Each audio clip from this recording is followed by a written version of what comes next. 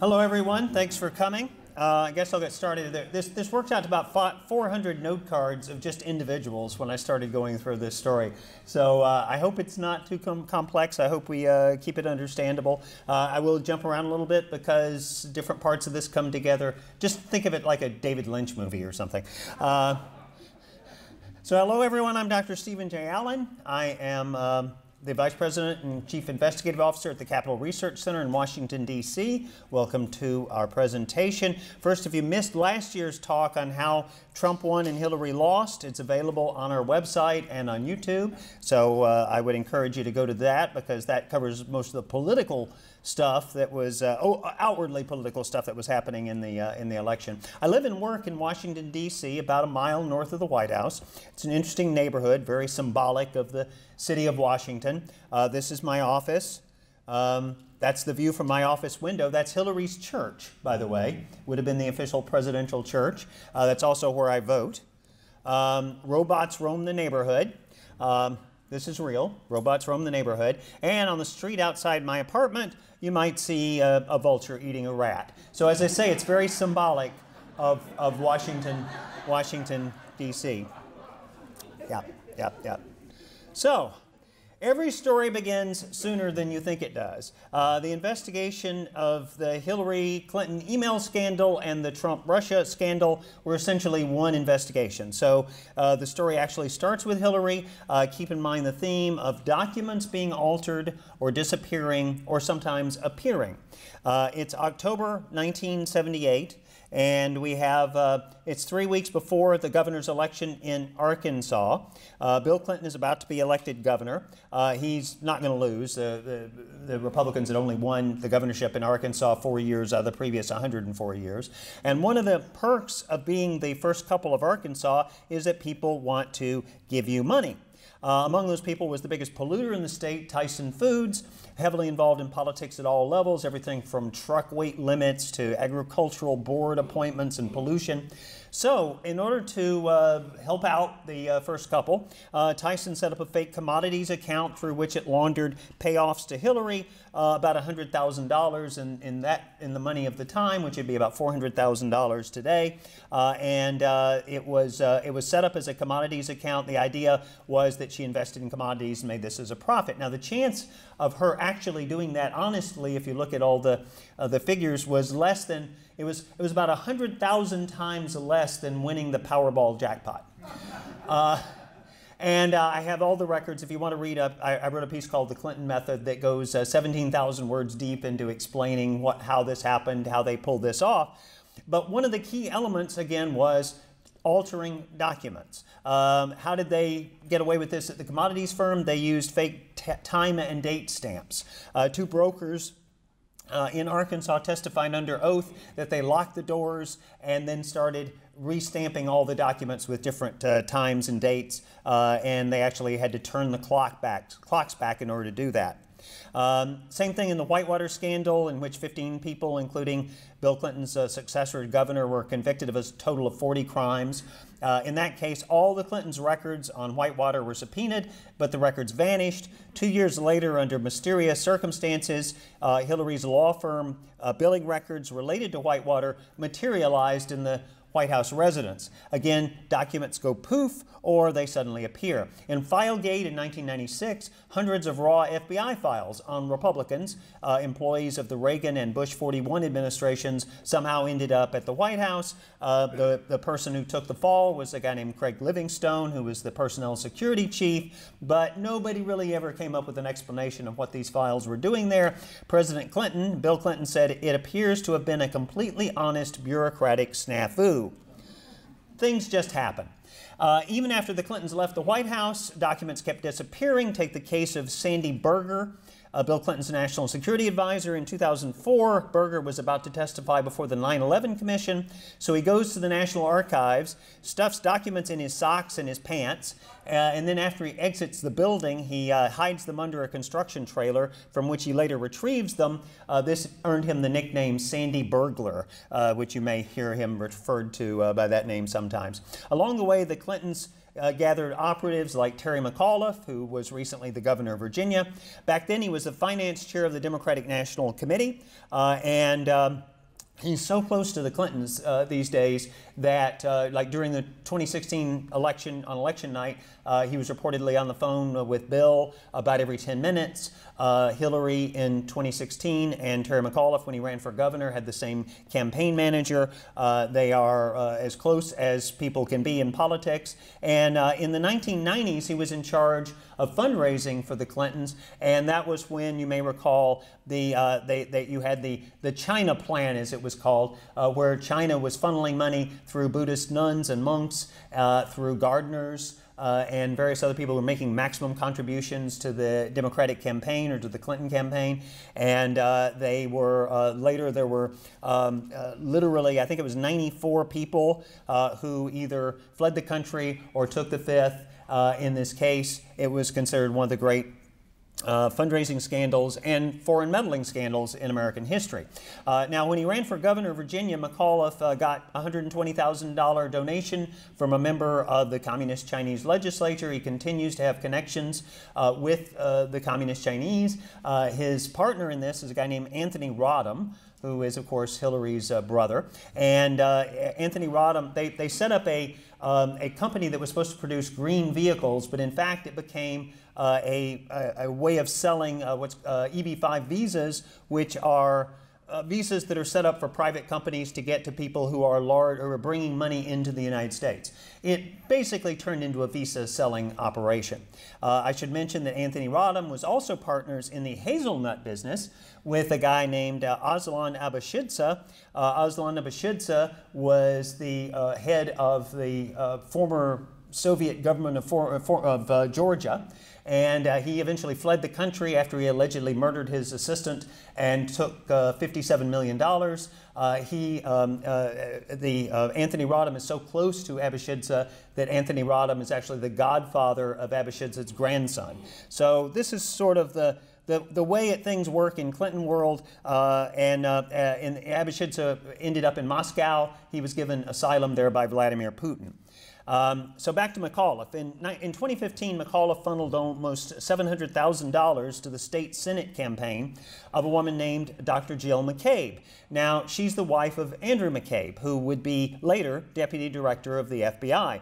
To get McCabe into the race, they had to strong-arm a Democrat who had been in there, who had been running for a while, had the support of local Democrats. It was a critical race. It could decide the control of the state Senate, but they pushed aside the Democrat who had a good chance to win in order to get Jill McCabe in the race. Jill McCabe had no political experience, had never expressed an interest in politics beyond voting in the 2012 Republican primary.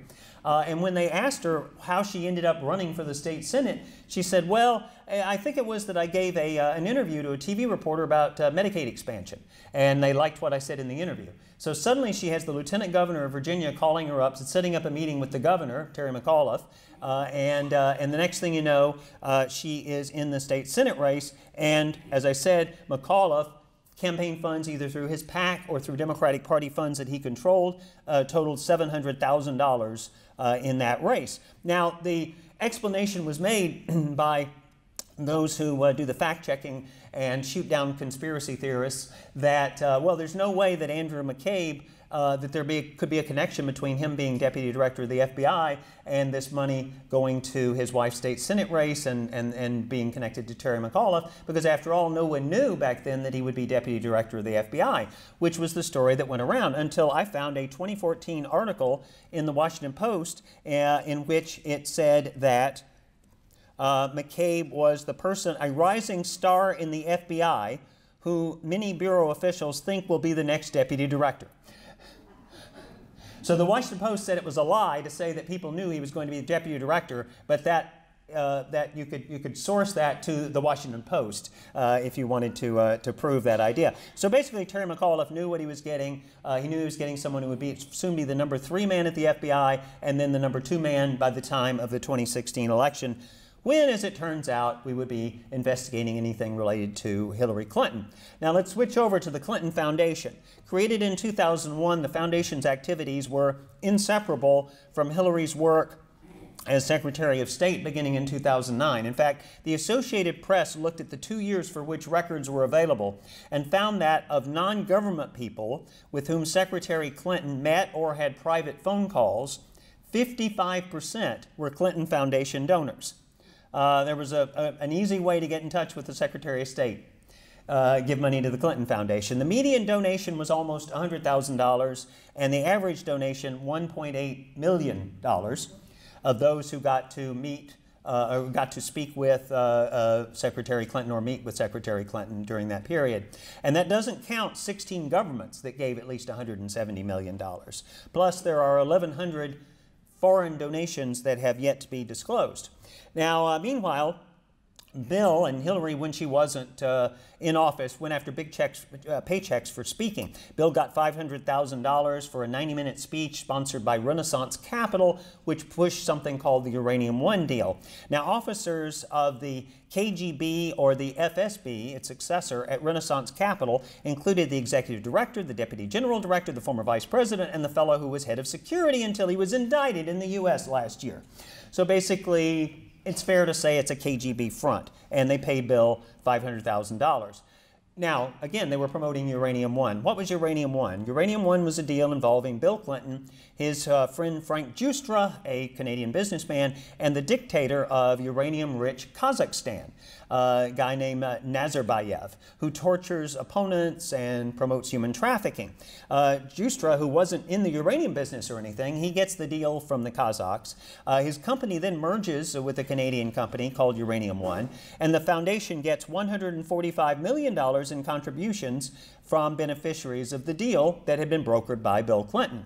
It's a win-win for all concerned, especially when Russia's state energy company, Rosatom, gets control of Uranium One, which gives the Russians control of 20% of U.S. uranium. Now, this has to be proved by CFIUS, the Committee on Foreign Investment in the United States, which is a group made up mainly of cabinet officials and intelligence officials. Hillary, as Secretary of State, is on that, and it gives its approval, even though the FBI, under Robert Mueller, had an informant inside who had told the FBI about widespread kickbacks, bribes, extortion, and related activity involving that organization. So, what's up with Hillary's emails? Now, think of the risk that Hillary took with regard to national security when she put her State Department email on a homegrown server in her basement. For the first 2 months she was Secretary of State, transmissions to the server were not even encrypted. A consultant told Wired magazine that the server had amateur hour vulnerabilities. In 2015, Mike Flynn, who was the former head of the Defense Intelligence Agency, would later work for Trump, said the odds were very high, likely, that Russia and other countries would break in to Hillary's email. And former CIA director, deputy director and acting director Mike Morrell said, "I think that foreign intelligence services, the good ones, have everything on any unclassified network that the government uses." Others who discussed the likelihood of Hillary's emails falling into Russian hands back in 2015 included economist Larry Kudlow, now President's economic advisor, Sean Hannity on Fox, K.T. McFarland, who was then on Fox, would later work for Trump. In January 2016, former Secretary of Defense Robert Gates, who worked for Reagan and Obama, said he agreed that the odds were very high that the Russians, the Chinese, the Iranians had Hillary's emails. And in February 2016, former CIA Director Michael Hayden said, "I would lose all respect for a whole bunch of foreign intelligence agencies if they weren't sitting back paging through the emails." Now, the reason I spent so much time on this particular point is it's really, really important. And we'll get to that in a minute. Why would Hillary take the chance of putting her emails on there? Well, guess what? It was common practice in the Obama administration. Government documents, such as emails, are supposed to be retained. That applies to text messages and other forms of communication, so that Congress can see them. If Congress has a reason to see them, the other people in the administration can see them. Courts can order them to be released. You have FOIA, which allows Freedom of Information Act, which allows journalists and concerned citizens to get government documents. These things are supposed to be preserved. But that's not what they were doing in the Obama administration. There's Lois Lerner, who ran the IRS effort against the Tea Party movement. Her laptop crashed and everything was lost. What about the backups? When 24,000 emails went missing, the IRS didn't look at the two sources of backup tapes, or the server hard drives, or the loaner laptops from which some of the emails were later recovered. and the IRS, I love this name, Media Management Midnight Unit, located in Martinsburg, West Virginia, magnetically erased 422 backup tapes despite an agency-wide preservation order and a congressional subpoena. Who cares? At the EPA, the Region 8 administrator lost his job because he had a fake email account that he was using for government business. Another one of the region, I think it was Region 3, another regional administrator got in trouble for that. And the agency director, Lisa Jackson, in the middle, Lois Lerner, Lisa Jackson, she used a fake email account named Richard Windsor. Richard Windsor was named after her dog and her hometown. And Windsor was so prominent in these sets of email messages that despite never existing, Richard was awarded 6 EPA certifications in cybersecurity and ethics. Her successor as EPA administrator was a woman named Gina McCarthy, and she simply deleted every one of the thousands of text messages that she sent on her EPA phone, claiming they were all personal. This included the ones she could be seen sending while sitting at congressional hearings and typing onto her phone. But they were all personal. Don't think otherwise. At the Justice Department, Attorney General Loretta Lynch used for her fake email account the name of her grandmother. Her predecessor, Eric Holder, and that's Eric Holder and Loretta Lynch there, he used the name Lou Alcindor. Kareem Abdul-Jabbar, right. It seems that the word went out to everyone in the Obama administration. You don't have to follow the law requiring the messages to that messages be preserved. Just look at this exchange between Peter Strzok and Lisa Paige, 2 FBI agents having an affair. Paige said the FBI's technology director was proposing that we just stop following the procedures. OMB, the Office of Management and Budget, told him to capture text, but we're the only organization, I'm told, who is following that rule, she said. His point is, if no one else is doing it, why should we? There's an Inspector General report that says everyone is failing, so why not just join in the failure? Join in the failure, because, hey, everybody's doing it. We learned recently that James Comey, as FBI director, used a Gmail account for business email.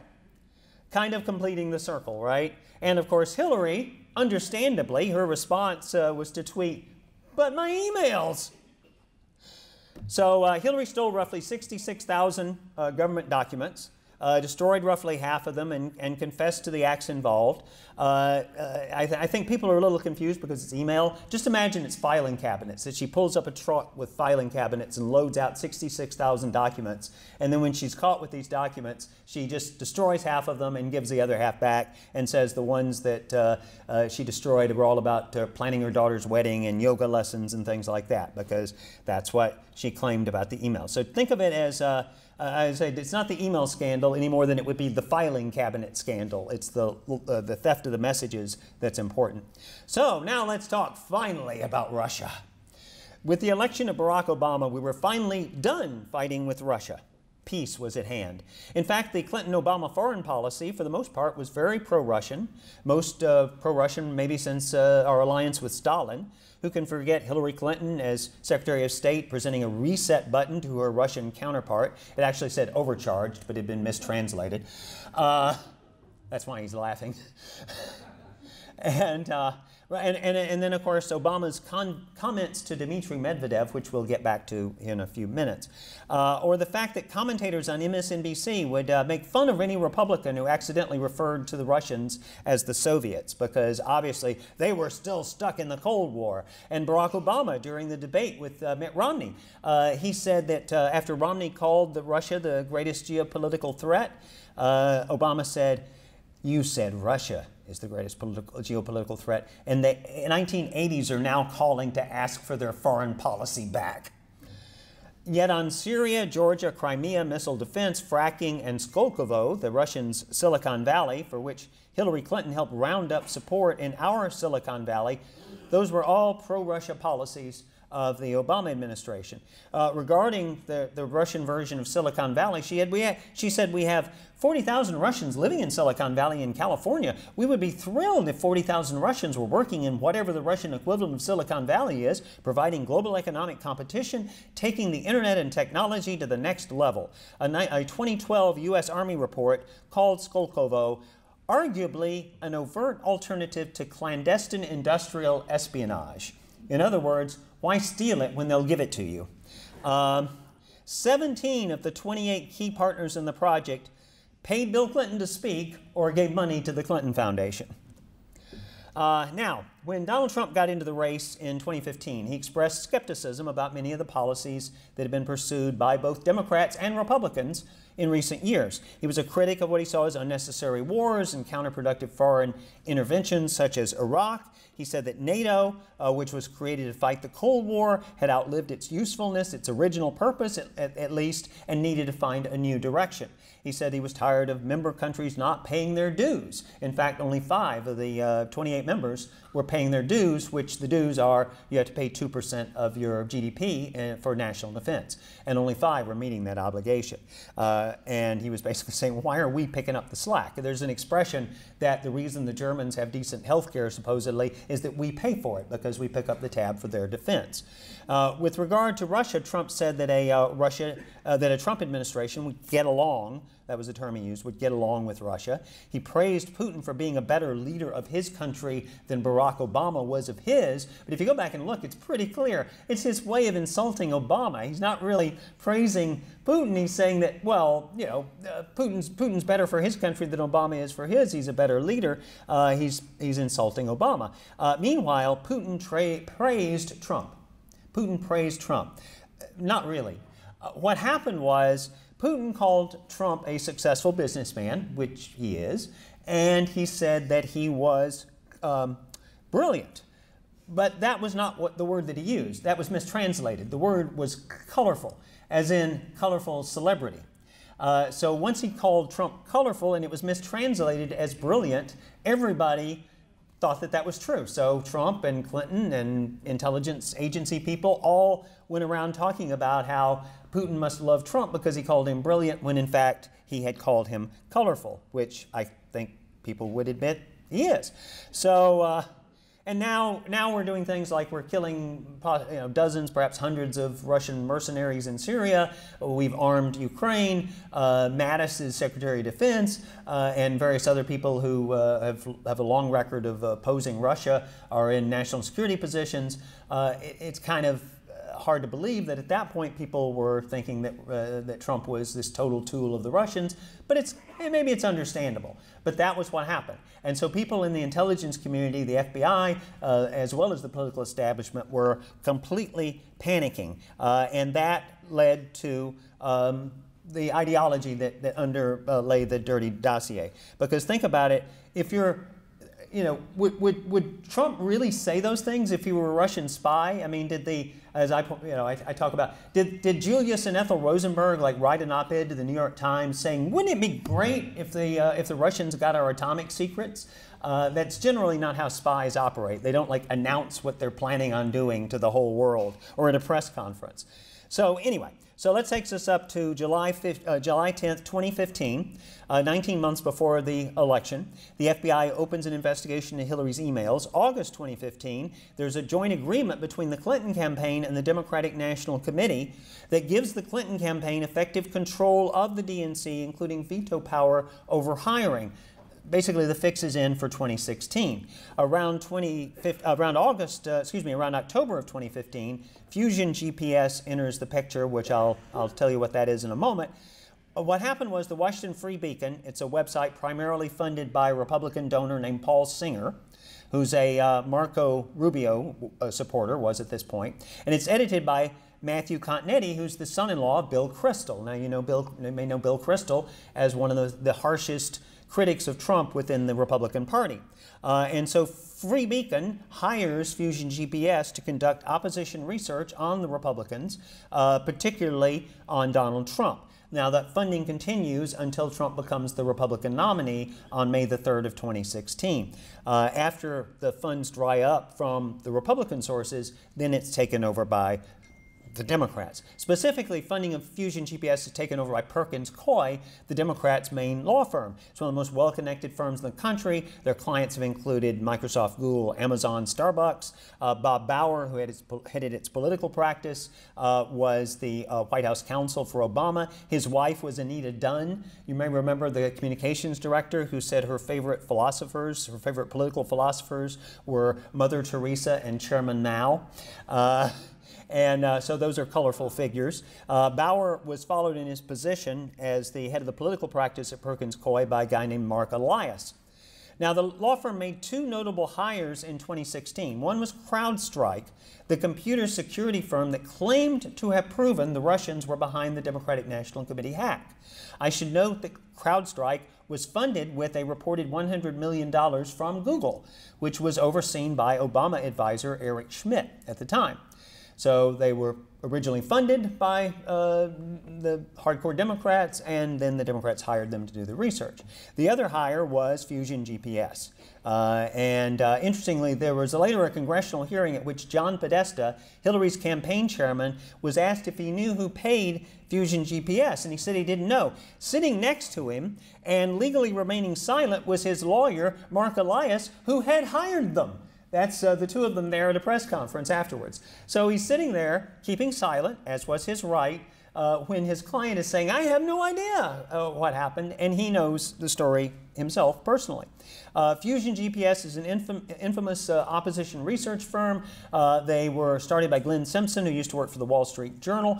They worked against Mitt Romney in 2012. They helped support Planned Parenthood during that scandal where they were caught on video saying things that they perhaps shouldn't have said, and Fusion GPS helped defend them in that case. And guess what Fusion GPS also worked on? Smearing a guy named Bill Browder, who was the principal proponent of the Magnitsky Act. And that turns out to be really important. Okay, we'll get back to that in a moment. March 29th, Paul Manafort is hired to run the convention operation for the Trump campaign. He helped run the convention operation for Gerald Ford against Ronald Reagan in 1976. There I am on the convention floor with the arrow. So I knew of Paul Manafort even then. I was at the same convention. I was working for Reagan. He was working for Ford. Yes, I had hair then. This is what God does to you when you have hair like that. Now, Manafort is a gun-for-hire lobbyist in Washington who's reportedly made well over $100 million. Trump supporters were very concerned about him coming into the campaign, especially given his role in supporting the pro-Russian side years earlier in the election in Ukraine. And Dick Morris, who was Clinton's strategist, Bill Clinton's strategist back in the 90s, but is now a Republican, he says that he worked for the anti-Russian side in that Ukrainian election, and that he worked for free while Manafort made $30 million or so. So usually working for the good guys is not a good way to make a lot of money, unfortunately. It's important to note that in his Ukraine work, it's very important, Manafort teamed up with the Podesta Group. The Podesta Group is the group founded by Hillary's 2016 campaign chairman, John Podesta, and run by his brother, Tony. Now, why is that important? That's the basis, this Ukraine stuff is the basis for the Manafort indictment. Mentioned in the indictment are Company A and Company B that worked with him, and one of those was Vin Weber and his organization Mercury, and Vin Weber's like the biggest anti-Trump Republican on K Street in the lobbyist community, and the other is the guy running the Clinton campaign. So if Manafort's involvement with the Russians proves he's a Russian spy, then you have to say that Hillary Clinton's campaign chairman was a Russian spy. And by the way, John Podesta, not only was his brother running this, and it was his firm, the firm that he founded, but he gets 75,000 shares in a Russian energy company where he sits on the board next to a couple of oligarchs during this period. So they're all the big lobbyists on K Street. They're all morally challenged from my point of view, and they all work for the bad guys when they have to make money. And it can be a dictatorship in any part of the world. And in this case, they were working for the bad guys, being the, from my point of view, being the pro-Russian side in Ukraine. Now, Now, Fusion GPS has paid an estimated $1.2 million for its research on Trump.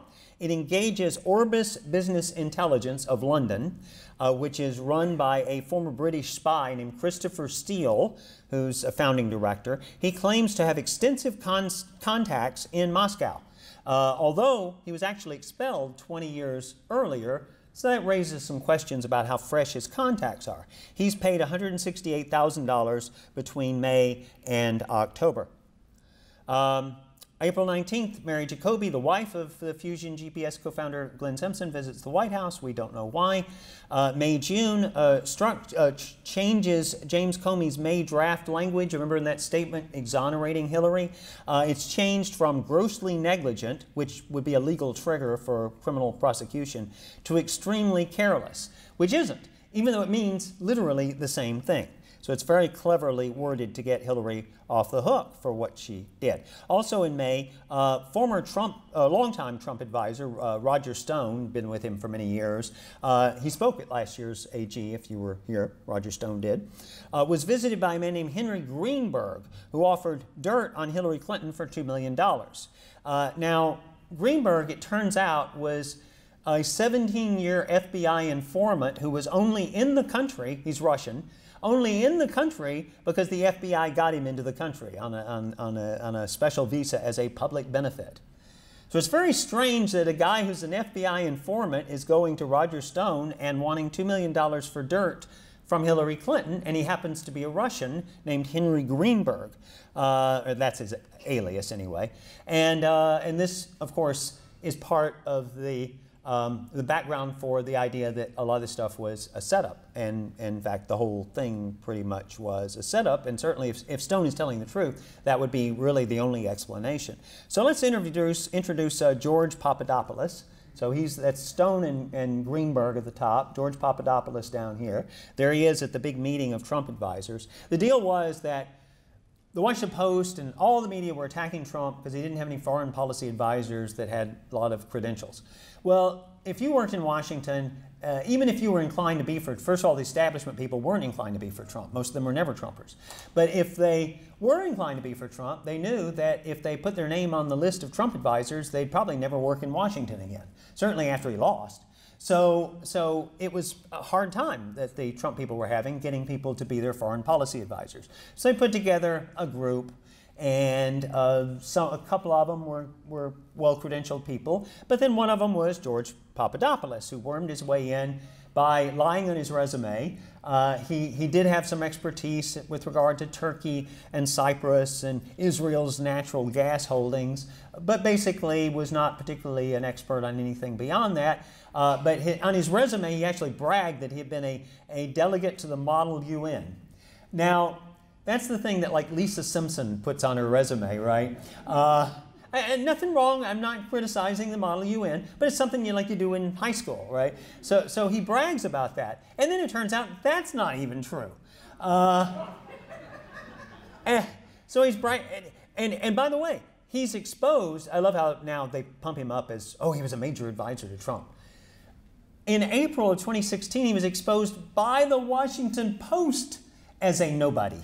Karen DeYoung, their longtime foreign policy writer, did a story just going through his record and showing that this guy was, a fraud. I hate to call him that. He's a glorified intern. He's building himself up. Yeah, he does lie, so I guess he's a fraud. And so this is the guy now who supposedly is the connection between the Trump campaign and the Russians. He keeps trying to get the campaign people, he keeps sending them emails saying, I might be able to set up a meeting between Trump and Putin, and that would just win the election for us right there, if only that would happen. And the emails, you can see the emails, they're all available, where they go, just leave us alone. We're not going to do that Russia thing you were talking about. It's just go sit in your office and do whatever it is you're supposed to do. And that's what. So eventually, though, he does go off to London. And that's where you have, now this was when the Dirty Dossier, and I'll get to that in a minute, when the Dirty Dossier was used as the basis for the Trump investigation, when they would ask the FBI, how did you start this? And they'd go, well, there was this dossier. Then that story didn't hold up. So then they said, no, no, no, no, no. It was this earlier conversation involving George Papadopoulos. So here's how the New York Times reported it. During a night of heavy drinking at an upscale London bar in May 2016, George Papadopoulos, a young foreign policy advisor to the Trump campaign, made a startling revelation to Australia's top diplomat in Britain. Russia had political dirt on Hillary Clinton. About 3 weeks earlier, Mr. Papadopoulos had been told that Moscow had thousands of emails that would embarrass Mrs. Clinton, apparently stolen in an effort to try to damage her campaign. Exactly how much Mr. Papadopoulos said that night at the Kensington Wine Garden is unclear, but 2 months later, when leaked Democratic emails began appearing online, Australian officials passed the information to their American counterparts. Now, that sounds perfectly plausible until you think about it. This is what they're saying. Months later, after the Clinton campaign started accusing Trump of working with the Russians, Alexander Downer, this is a guy who's a big Clinton crony. There he is arranging, he got $25 million of Australian government money for the Clinton Foundation, and there he is with Bill. So this Clinton crony meets with Papadopoulos, and then Papadopoulos, in the course of the conversation, tells about this other meeting that he'd had weeks earlier with this professor who told him that the Russians had these emails on Hillary, and so now the fact that Papadopoulos heard this thing from some Russian 3 weeks earlier, or some professor 3 weeks earlier about the Russians, is now relayed 2 months after that by Downer, who suddenly realizes it's important and passes it along. And here's the other part of that story. Remember? Everyone knew the Russians had Hillary's emails, right?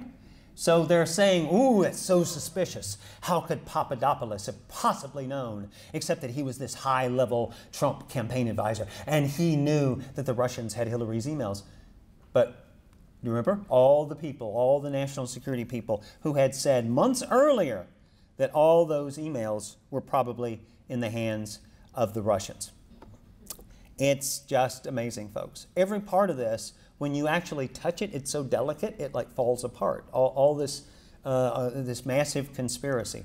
In any event, if that's not grounds to spy on the opposition party's political candidate, for president, I mean, I can't imagine what would be, right?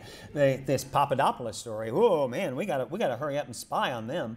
By the way, the funny thing is, Downer later said, oh, I never said that Papadopoulos actually mentioned emails. He just said dirt, which could have been like old clippings from the National Enquirer or something. I mean, who knows? Amazing, amazing, amazing. So, May 19th, Manafort officially takes over the Trump campaign. May 23rd, Nellie Ohr, the former CIA person, who's the wife of Associate Deputy Attorney General Bruce Ohr, applies for a ham radio license. I'm not sure what that might mean. Could mean something, could not. Talk to people in the intelligence community, they'll talk to you about it. About 1 American in 400 is a ham radio operator, my dad was. Apparently sometime around then, though, and this definitely is significant, Nellie Ohr goes to work for Fusion GPS. Her husband will end up meeting with Lynn Simpson. So now we have the opposition research hired by the Democrats meeting with folks at the FBI. After WikiLeaks' possession of leaked emails became known, Democrats again began claiming it was the Russians involved, and they may have been. I'm an agnostic on that point. They may have been involved in some of it and not in other parts of it as well. That's most likely.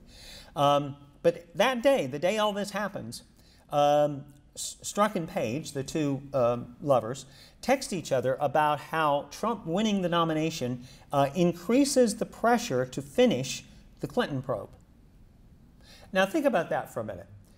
Trump winning the nomination increases the pressure to finish the Clinton probe. Why? She's either guilty or she isn't. What does that have to do with who the Republican nominee is? Unless, oh, I don't know, politics is somehow involved in this process. CrowdStrike, the one hired by Perkins Coie, investigates the Dnc leaks. They say it's the Russians, but the feds are denied access to the Dnc computers. So the people who were supposed to be investigating this weren't allowed to see the computers that would have shown one way or the other whether it was true, and there are at least some people who think it was disgruntled Bernie Sanders supporters. Now, sometime in June, the FBI applies for a Fisa warrant for monitoring 4 members of the Trump team, and they're turned down by the FISA court. You have to understand, the FISA court turns down, I believe it's 1 in 3,200 applications, and this was one that the FISA court turned down. It's pretty much a rubber stamp. On June 9th, then, there's the famous Trump Tower meeting with Don Jr. and Natalia Veselnitskaya from the Russians. Now, that was set up when this publicist emailed Donald Trump saying that the Russian government had dirt on Hillary. He wrote that it was part of Russia and its government support for Mr. Trump. Now, that's really incriminating, and a lot of people point to that as a smoking gun. Don Jr. in the reply says, thanks, Rob, I appreciate that. I'm on the road at the moment. So you know when you're on the road, you read like every word of any email, right? But it's still, it sounds pretty incriminating unless you know about the connection between Natalia Veselnitskaya and Fusion GPS. Because remember that Magnitsky Act? Sergei Magnitsky, a Russian tax accountant who investigated fraud by tax officials, was imprisoned, denied medical treatment, beaten to death. The Magnitsky Act was intended to punish Russian officials who were thought to be responsible by the death by prohibiting their entrance to the United States and their use of its banking system. So the Trump campaign, which was secretly doing the bidding of the Russians, right, sets up a meeting to get information that would expose Hillary's ties to Russia. And the meeting is with this woman, Natalia Veselnitskaya, who's the lobbyist on getting rid of the Magnitsky Act. Because what happened was when it passed, Putin shut down adoptions of Russian kids. And this caused a lot of disruption in families. And if you recall, when Don Jr. was asked about it, he said later, yeah, she started talking about adoption or something. And everybody said, well, that's really stupid. They didn't have anything to do with adoption. Well, that's what it was.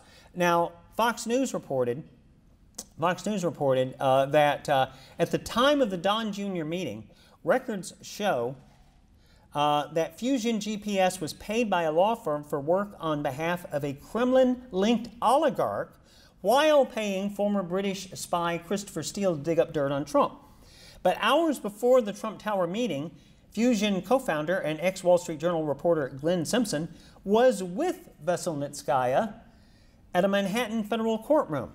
So he has this meeting with her. Okay, that's fine. He, it turns out, though, had dinner with her the night before she met with Don Jr. And then he had dinner with her the night after she met with Don Jr. So here's the big meeting that's cited by many people as the smoking gun, the proof that the Russians were involved with the Trump campaign.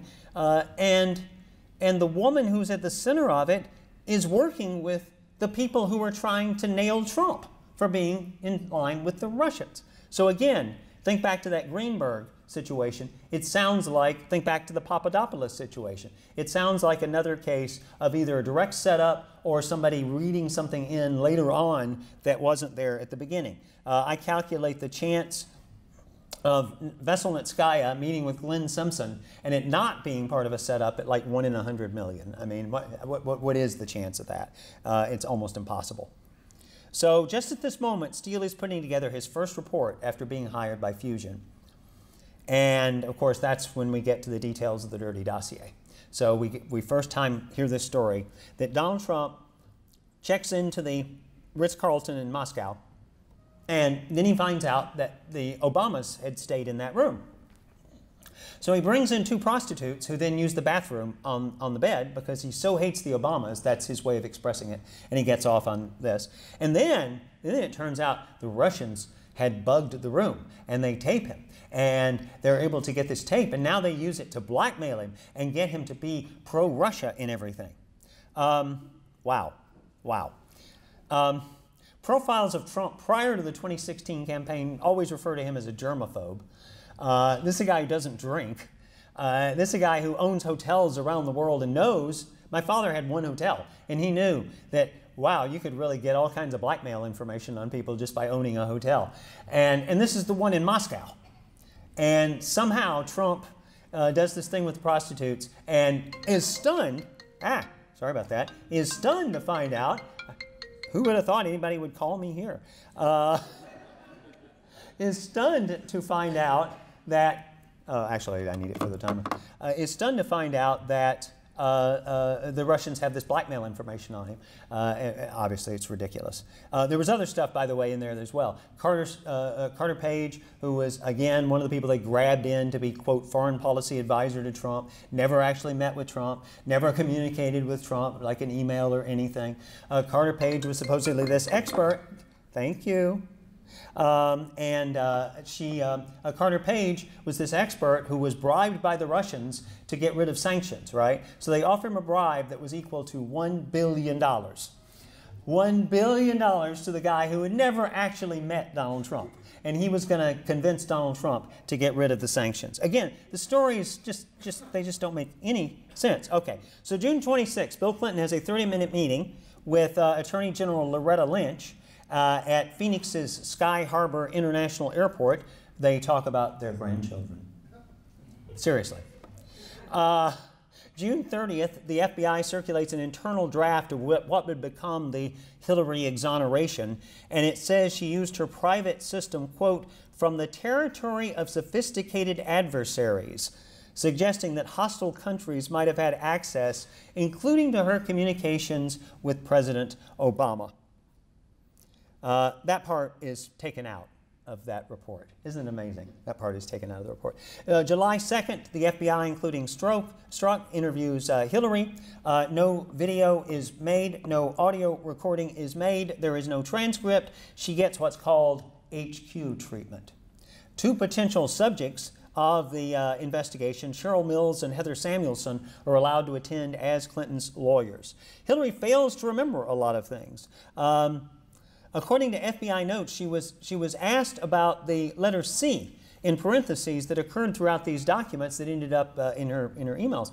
And she said she didn't know, she could only speculate that it was putting the paragraphs in alphabetical order. So that's why you had C in parentheses there in there. There were no paragraphs marked A or B or D, but she said she thought that the C meant they were being put in alphabetical order. Of course, it meant confidential. It was classified as confidential.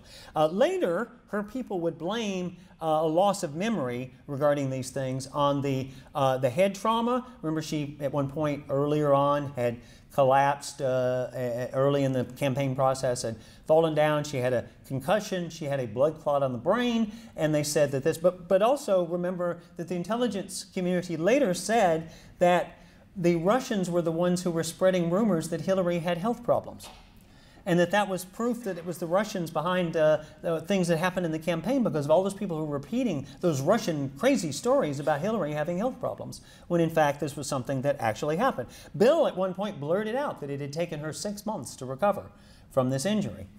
So they're using it as an excuse for her memory. Bill says it takes 6 months, but if you mention it, you're a crazy conspiracy theorist who goes along with the Russians.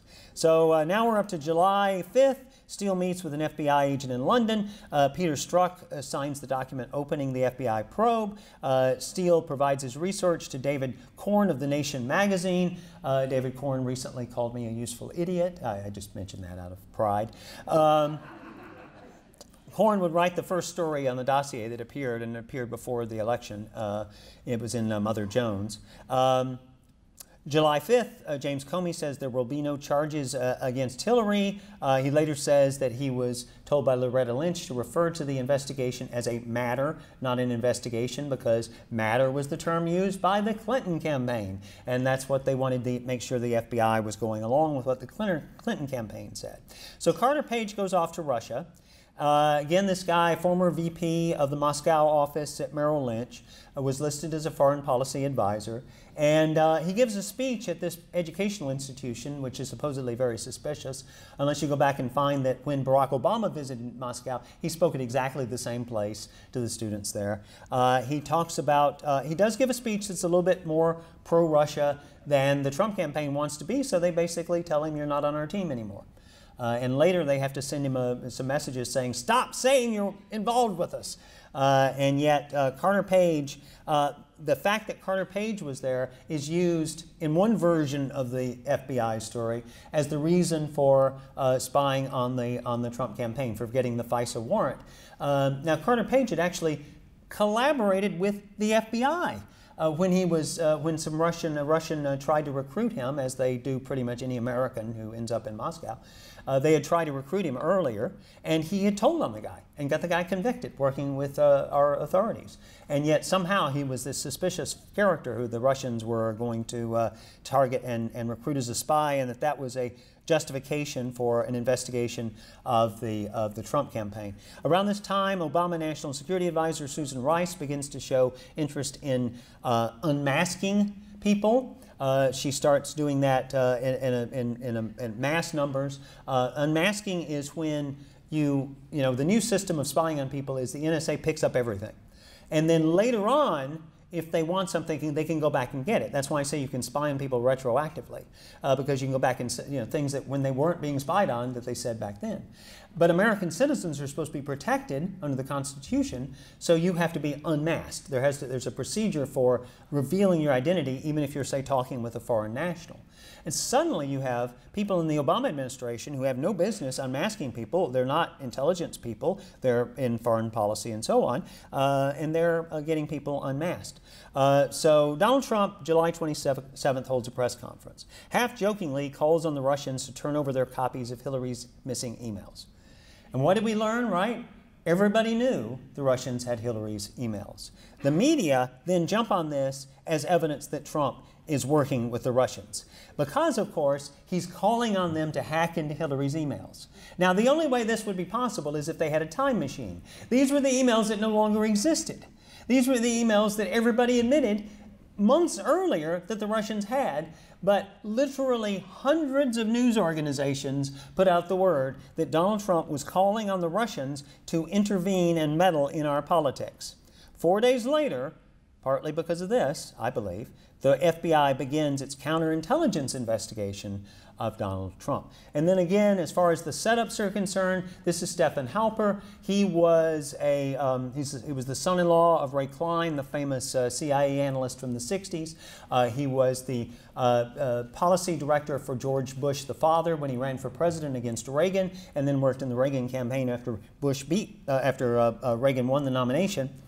And he was very well connected. He made a ridiculous $1 million from a Defense Department think tank in 2012 to 2016, and was reportedly a strong opponent of Donald Trump. Yet he kept volunteering to work in the Trump campaign. He kept communicating with Trump people. He kept telling them how great it would be if there were, let's find out if the Russians might have something. And basically, it's entrapment, in my view. And this is why he's been referred to as a spy. Now, when people say, oh, nice spy is an informant.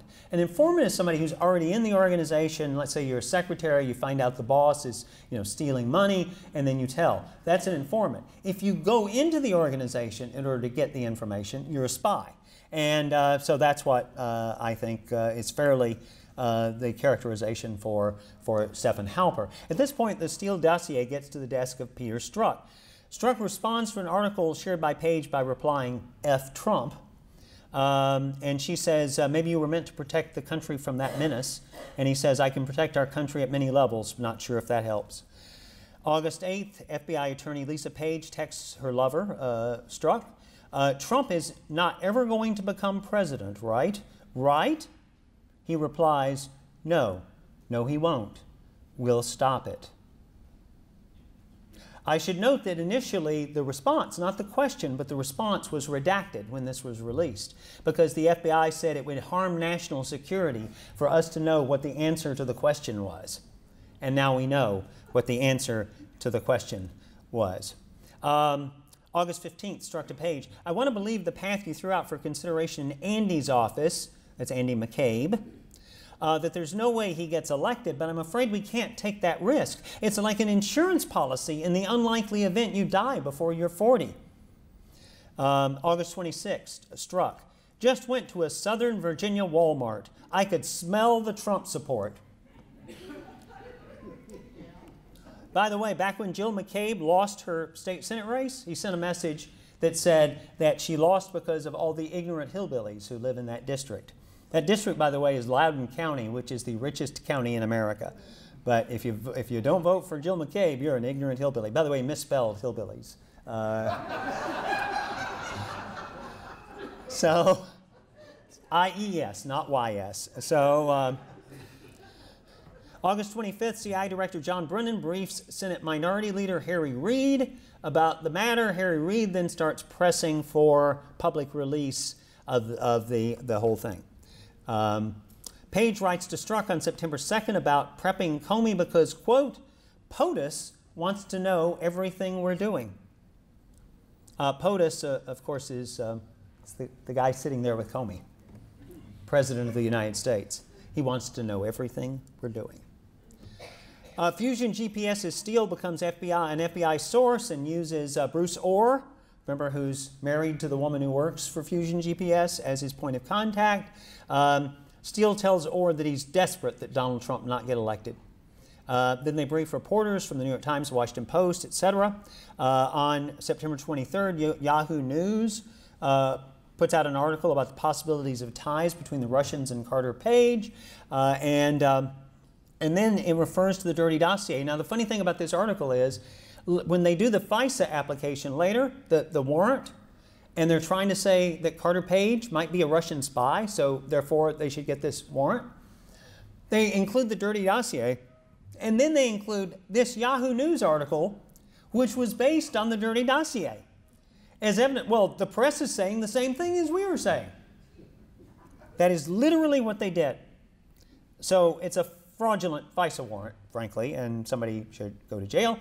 Early October, the news media makes sure we understand that our election systems are secure and that only crazy right-wing conspiracy theorists think our elections can be rigged. See, there you go, Time magazine. Russia wants to undermine faith in the election. Don't fall for it. October 3rd, the FBI seizes computers belonging to Anthony Weiner, who's accused of sexually texting an underage girl. Weiner's married, of course, to the top Hillary Clinton aide, Huma Abedin. The FBI learns there are hundreds of thousands of emails that ended up on his computer, along with the stuff he was doing as a pedophile. And so they reopen the investigation. But what happens is they try to stop it.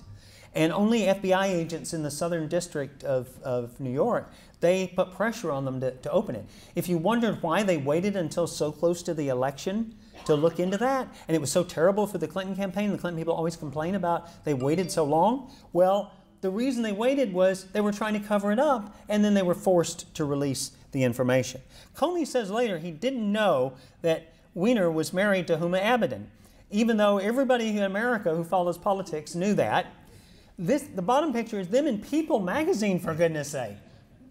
And Comey said, although I love how he says it, he doesn't know if he knew. October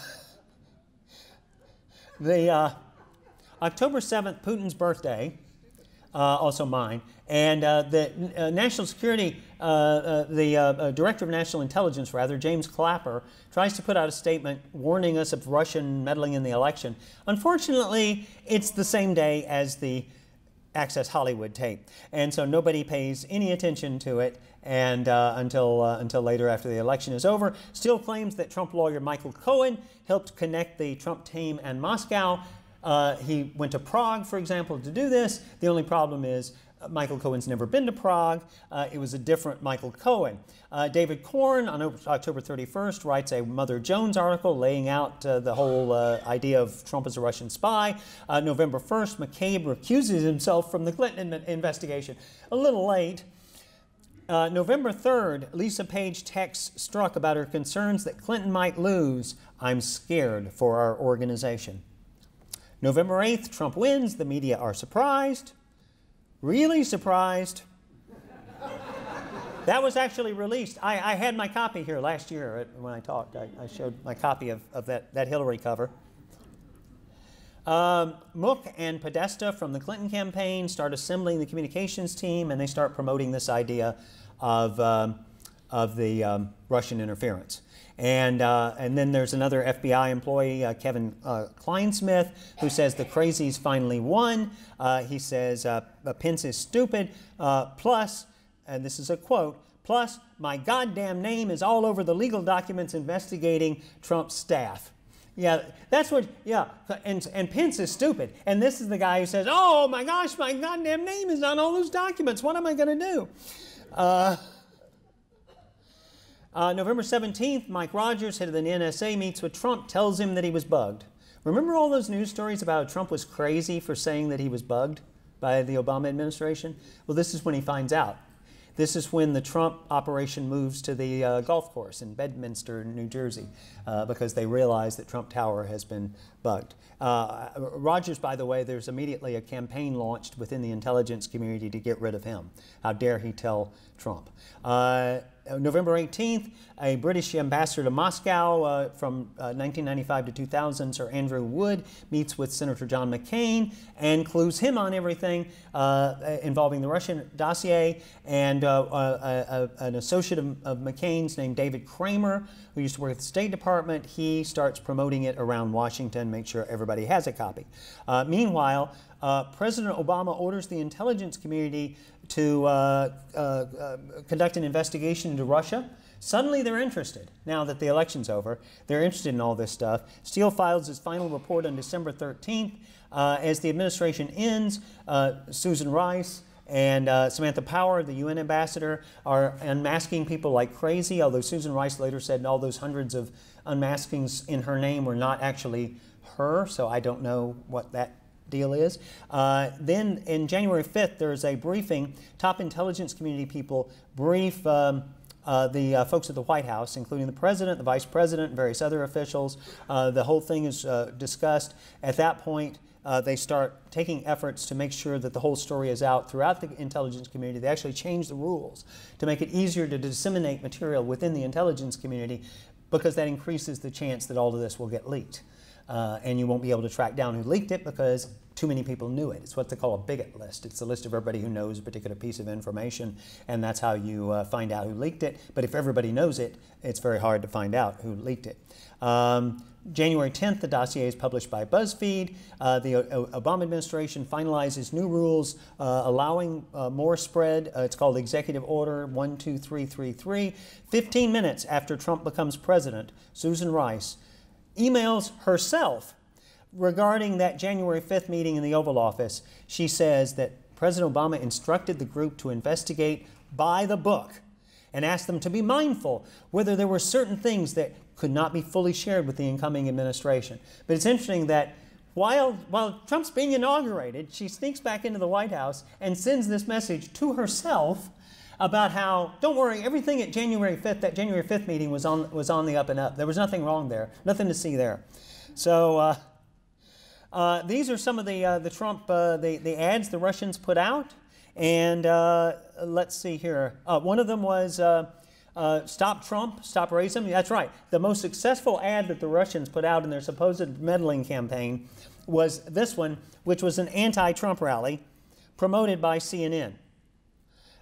So it wasn't a very successful Russia meddling operation if that was what they were doing. And now I am trying to pull up on my on this page. Hold on. The Russia hacking operation, we were told, was Russia's plot to hijack American democracy, audacious meddling in the U.S. election. What was it really like? Well, was it really like Project Metal says, which is a bunch of advertising executives, the most successful advertising campaign in history because it got Trump elected? Was it really what the Mueller indictment said of the 13 Russians who were supposedly involved in the Facebook and Instagram campaign? Well, it started out with this guy who was a caterer, Prigozhin, in St. Petersburg, and he became a friend of Putin. He got, as a result of being friends with Putin, his restaurant and catering business got control of meals for the Russian military and school lunches for children. The parents would complain and organized on social media to complain about the terrible school lunches, so he responded by creating his own trolls to overwhelm their comments on social media and say his meals were really good. And that led to the creation of the Internet Research Agency, which was this operation that he had that did internet marketing. And let me tell you how sophisticated these people were. I'll go back one. The Mueller indictment claims they sent 3 people, 2 of them made it through to the United States, to tour the United States, 2014. And they were going to travel the country, like, Easy Rider or something. So they went to 10 states in 21 days, and they learned about America. And one of the things that took them a long time to learn was that there were swing states. They were so sophisticated about American politics that it took them until June of 2016, starting now in 2014, it took them until June of 2016 to figure out there was such a thing as a swing state, which is literally Politics 101. In other words, you'd learn it like your first year of college if you didn't know it by then. That's how unsophisticated the Russians were. They learned about American politics by binge watching House of Cards. I'm not kidding. This was the sophisticated campaign to destroy America. House Democrats released some 2,517 ads and postings. Let's take a look. There was one about a police officer who was given a tea party by a 2-year-old. A large number of ads promoted a black business directory. There were ads promoting black achievement, a young man accepted to 4 colleges, and a ballet dancer. Black women with advanced degrees or elected as judges, or being mayor in Baton Rouge, or a young man running for mayor in New Orleans, a man who was a hero during the attack on the House Republican baseball team, a man who gave his kidney to his wife, plus Martin Luther King, Dr. Martin Luther King and his wife. Black dolls for black little girls, because diversity makes America great. This is the Russia hate campaign against America.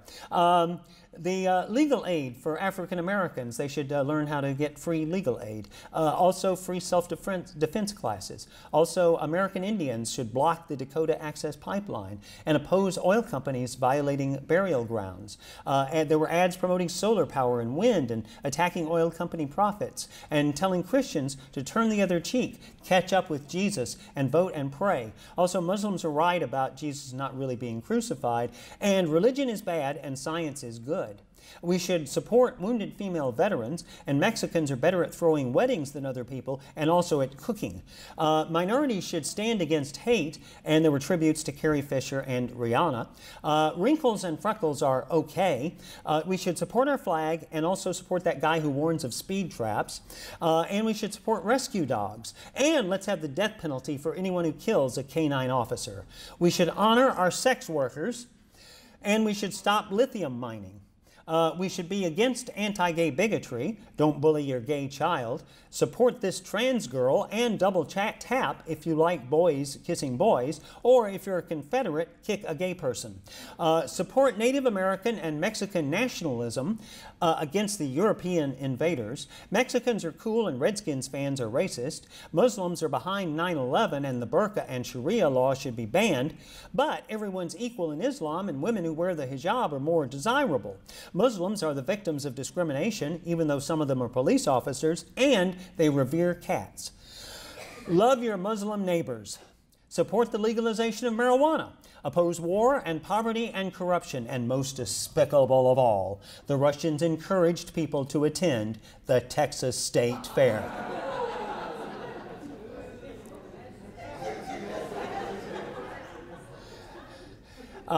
Neo-Confederate? Yes and no. Global warming? No and yes and yes. Cops are racist and they take a bullet for you. Illegals are dangerous and it's the whites who are illegal. The guy who says he's a queer Muslim, he's cool, and he's not cool at all. Hillary is pure evil and Pence and Ryan are blood-sucking parasites. A pox on both their houses. We should play Pokemon Go. Women should date feminist men, and conservative women are hotter than liberal women. Stop illegal immigration, and if they deport my boyfriend, I'm going with him. Don't blame all Muslims for the actions of a few. Same with cops. Confederate memorials, leave them up and take them down. Republicans are dangerous and hate all the folks on this list. Liberals hate all the folks on this list. Stop Beyonce. Stand with Beyonce. Now, there were some political ads. The majority supported Trump, but some supported Hillary or Bernie. There were a few examples. Trump's not a racist. Hillary would get us into war. Benghazi, Clinton Foundation. We love Bernie. We don't love Obama. Trump rally is great. CNN is unfair. Fox News is what's wrong with America. This guy says he's Bill Clinton's son. Reporting from RT, Russia Today, mostly anti-Hillary. Republicans are not fiscally responsible. Hillary's got health problems and should go to jail. Muslims should support Bernie. Muslims should support Hillary. Hillary would draft women. Note that in the one on the right, that's women lining up to fight Russia. Now, you can argue about a lot of the points in these ads. Very, very few of them were false. A lot of them were arguable, maybe going overboard, over the line a little bit, but very few were false. The one with Obama in the turban in the Oval Office, that didn't actually happen. Here's one that's false. Obama wants to convert our children to Islam. I don't think that's true. UNESCO did not declare Islam the most peaceful religion. That thing about we don't tip black people written on the ticket there at the restaurant, that was a hoax. And no, you could not text your vote on Election Day. Senator Klobuchar went crazy over that one because that was obviously voter suppression of people who were so stupid they would fall for. Anyway, of the 3,517 ads, the majority were about race, with the vast majority of those focusing on African Americans or people of Mexican descent. The #1 topic was the Black Lives Matter movement. This one was anti-Black Lives Matter, but most were pro-Black Lives Matter. Made references to related issues such as lynching, spoke of white privilege, and so on. You know, there's cops as Klansmen, that kind of thing. They even used Pokemon Go to promote the idea. Pokemon again, I guess the Russians love Pokemon. USA Today determined that, quote, only about 100 of the ads overtly mentioned support for Donald Trump or opposition to Hillary Clinton. That's about 3%. A few dozen reference questions about the U.S. election process or other candidates like Jeb Bush or Bernie Sanders. But basically, they were not, for the most part, political in that sense. Remember Hands Up, Don't Shoot? That was one of the things they were promoting. And this was supposedly, this was described as divisive and dividing Americans by bringing up these issues. These are covers of the New Yorker and Time and Bloomberg Business Week. This was promoted at the Democratic Convention and on CNN and Jon Stewart and on the steps of the Capitol. If that's being against America to promote those issues, which is what the intelligence community said about the Russian ads, then what's that? It makes literally no sense. Let me tell you what I think happened. I think the whole thing was a marketing operation. I think that I've worked in political marketing for years. They were gathering lists of names of people who support different causes. And that usually when you do that, you're on one side or the other of the political fence, but they were on both sides. They wanted information they could use in the future to meddle in American politics. They could sell the information to organized crime, which is really big in Russia. Putin's the boss there, and he's one of them. They could just sell it to highest bidder. You know, why did they break into the election systems? Remember, they didn't do anything that affected the election. They were getting lists of names of people, registered voters, things you could get if you just had a spy in a political campaign. So why would they do that? And the answer is election identity fraud, marketing information, that sort of thing. That's what matches up with the available evidence. And it's not that this was even, with regard to the Facebook ads, even any kind of coherent campaign to do anything in particular, because they were all over the place, as you've just seen. Don't get me wrong, the Russian trolls did do a tiny amount of what might be called meddling. They paid for some signs at some rallies. They paid somebody to dress up like Hillary Clinton, ride around in a cage. They did organize some rallies for Trump. Really big rallies. Look, 339 people RSVP'd, which means probably a couple of dozen showed up. And in fact, we have pictures of the rallies. These were the rallies across Florida that all the New York Times people and other reporters told us about. 8 to 15 people each in those rallies. Now, Russian bots did retweet Trump 470,000 times. That's a lot. But they retweeted Hillary 50,000 times. Now, how does that make sense, right? If your team, if somebody on your team scores a goal for the other team 10% of the time, you don't keep them on your team. So how does that make any sense? And I think the answer is that was a representation of which tweets were interesting, and that Trump's tweets were interesting 10 times as often as Hillary's tweets. Really, that's the only thing that makes sense, because you wouldn't, otherwise, why would you retweet any of Hillary's? And for fans of irony, I will point to this Russian ad that appeared after the election depicting Donald Trump as a tool of Russia. Mark Penn, who was the campaign strategist for Bill Clinton in 1996 and Hillary in 2008, analyzed the Russia Facebook operation, and he concluded that when you take out the ads that appeared after the election, and the ones that were too far in front of the election to have any effect, and the ones that weren't in swing states, and the ones that weren't actually about the election itself, and so on, what you're left with is the Russians spent an effective $6,500 on their Facebook campaign once you take all that stuff out. He said that in his view of 40 years in politics, there was no concerted Russian social media campaign to support Trump or to do anything political. It was all over the place. And yeah, let's talk about that word everyone kept bringing up, unprecedented. The Russians' attack was unprecedented. The Russians have been meddling in U.S. politics for at least 70 years. They ran Henry Wallace, former vice president for President of the United States, in 1948. He was there with Edward G. Robinson, for those of you who remember him. In 1956, President Eisenhower today accused the Soviet premier of meddling in the American election campaign and demanded they stop their interference by a foreign nation in our internal affairs.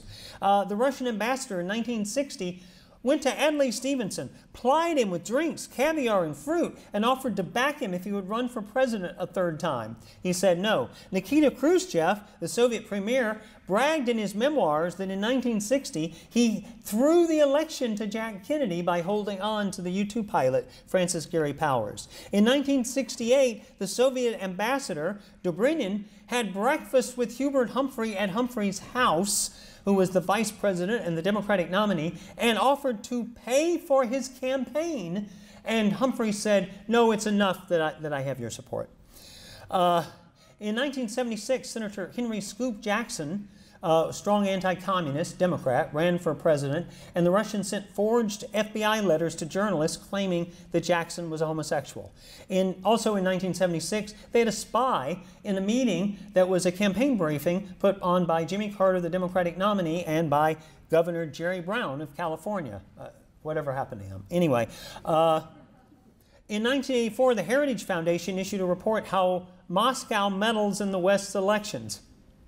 According to the report, Russia meddled in Britain, West Germany, and the U.S. against Ronald Reagan, as well as in other countries. And as far as I can tell, the report received no news coverage. And also that year, Teddy Kennedy went to the Russians and offered to put together a campaign to counter Reagan by creating pro-Russian news coverage. Ken Edelman, who was Reagan's deputy UN ambassador, later said that the Reagan administration ignored Kennedy colluding with the Russians because, quote, we knew senators were doing this sort of thing all the time. Russia meddling declined after the Cold War but resumed. Occupy Wall Street protests were heavily supported by the Russians. Russia Today's editor-in-chief characterized their own coverage of Occupy Wall Street as information warfare aimed at promoting popular dissatisfaction with the U.S. government. They created an app to promote Occupy Wall Street, RT did, Russia Today. And they had their own hosts as the hosts for Occupy Wall Street events. And then at least since 2011, the Russians have funneled money, often through Bermuda, to anti-fracking organizations. And then there's this, facing criticism from Republicans over his policies on Putin, being soft on Putin, Obama asked the Russians not to act up during the 2012 campaign. And he said, it's important for me to have space. And here he is meeting with Dmitry Medvedev, who was the sidekick of Vladimir Putin. He said, tell Vladimir that I'll have more flexibility after the election. And Medvedev, on an open mic, replied, I will transmit this information to Vladimir, and I stand with you.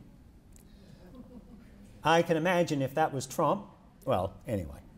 Time and time again, Russia meddled. It was, the expert said, something we were used to, something that happened all the time, no big deal. Then one day they needed an excuse for losing an election, and that was there. Previously, the Chinese meddled in '96.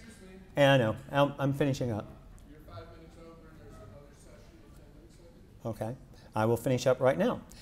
Who can forget Obama campaigning in Berlin in 2008, Hillary bragging about support from foreign leaders, news services that are involved in the United States. Al Jazeera, which is Qatar, $100 million to Al Gore, $500 million total for buying a TV channel. What countries spend the most to influence U.S. politics? Russia's not on the list. Netanyahu, Obama sent $350,000 to Israel to beat Netanyahu. Netanyahu replied by supporting Republicans, the National Endowment for Democracy. In 1996, Yeltsin's campaign was run out of the Oval Office with Bill Clinton and Dick Morris. There was a movie about it. Time magazine did a cover story. And of course, who did Yeltsin appoint as his successor?